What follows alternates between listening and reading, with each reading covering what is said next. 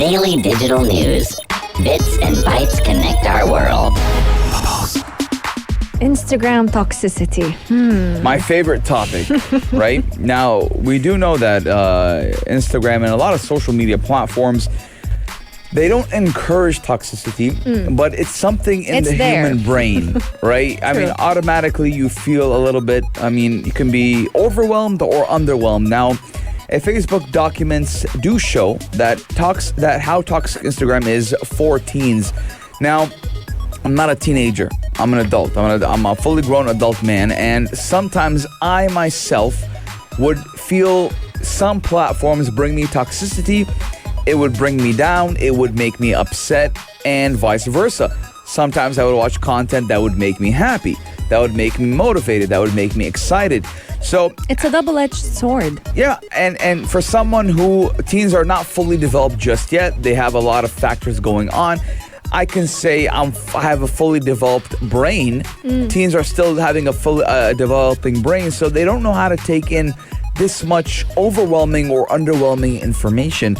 And Facebook does show how toxic Instagram actually is. Yes, indeed. Now, there's a journal report that was published by Wall Street Journal that actually shows how harmful Instagram, Facebook, these type of social media has been for teenagers in specific. So this report actually studied over the past 3 years how Instagram is affecting those young teenagers. And the statistics actually show that teenage girls were the most harmed. And I'm not surprised by that. When we look at it, statistics-wise, 1 in 3 teenage children, specifically girls, tend to struggle with body image issues, comparing themselves to other girls just by being on the platform. And even me, as just like you mentioned, grown adults, we actually fall into this trap quite often because Instagram, it's a highlight reel and people just showcase and they post the best part of themselves. As adults, we understand that this is how the platform goes, but for those young teenagers, they just think everyone is living a perfect life and they aren't. Yeah, again, it's a fashion catalog now. Let's take, for example, the most recent events in Hollywood, Met Gala. Right? A lot of people like, oh my God, she's 17, 18, 19 and she looks amazing. Yep. Of course she looks amazing. She has a team of... I'm not taking away anything from a said person's beauty. Yes. Right? But of course she looks better than she would if she was the filters. Yeah. For example, you have a whole team of makeup artists. Yep. Number 2, a fashion designer, someone who does their outfit and is tailored to perfection. And number 3, a designated photographer to make her look good in every angle. And number 4, not only a photographer, but an editor as well. So, of course, you're going to see great pictures. And the thing that I always like to make an example of is Cristiano Ronaldo, right? Now, Cristiano Ronaldo is not an ugly-looking person, right? Very attractive man, and he's very handsome. But the thing is, if you go back to when he was just starting, 17 and 18, he suffered from a lot of things normal people suffer from. He didn't just come out and, be the flagship of the modern man. But the thing is, ladies and gentlemen, Cristiano Ronaldo went, under surgery for his teeth and his mouth. He did a lot for his facial structures.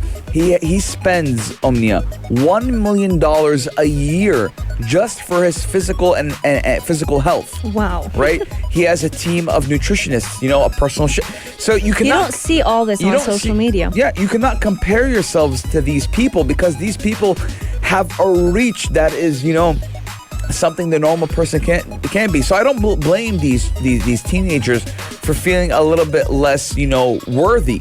But you should feel worthy because again, you don't have what they have. Exactly. We're all a rare currency. Yeah, you don't have what they have, and again, especially now because we're looking at a lot of child stars, being pampered and they have money. Money can change people, right? Money can change people internally and externally. And again, it's sad to see how the platform we use every single day is being used as a way to, it's not being used intentionally, but a lot of people feel, less worthy because of what they see. Again, the only advice I can give people, right, because I'm no one at the end of the day, right? I am no one. I just host a show on Future Talk on Pulse 95. But the thing is, your time is coming, right? Everything is good, and enjoy the moment. Don't compare yourselves, and don't compare and don't keep your eye on the next page. Enjoy the moment you have now, because You don't know how long it's going to last. Exactly. And the thing that I can compare with that, enjoying the moment, is university. True. Because when I was in university, the number one thing I looked at, I want to graduate. I want to start working. I love my job. I want Don't to get get me married. wrong. I want to have kids. Yeah, but the thing, I'm like, man, if I just, spent a little more time at university, made more friends, and I always say that. So, ladies and gentlemen, don't feel bad for what you don't have. Yes. Right? Know that your time is coming. Wealth is coming. Health is coming. Marriage is coming. Everything you want is coming. You just have to be patient, and there's a certain timeline of everyone's life. Some people, they're born rich. Some people become rich at the end of their lives.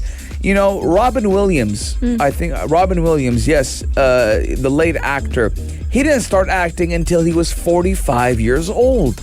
And before that, he was a normal person. So, inshallah, you have a long life ahead of you. And it's never too late. Some people start young, some people start old, some people start mid-aged. And, when I started working, I met a lot of people above the age of 30 and 35. And you know what they told me? They said, honey, my life started after I was 30. Honey, my life started after I was 35.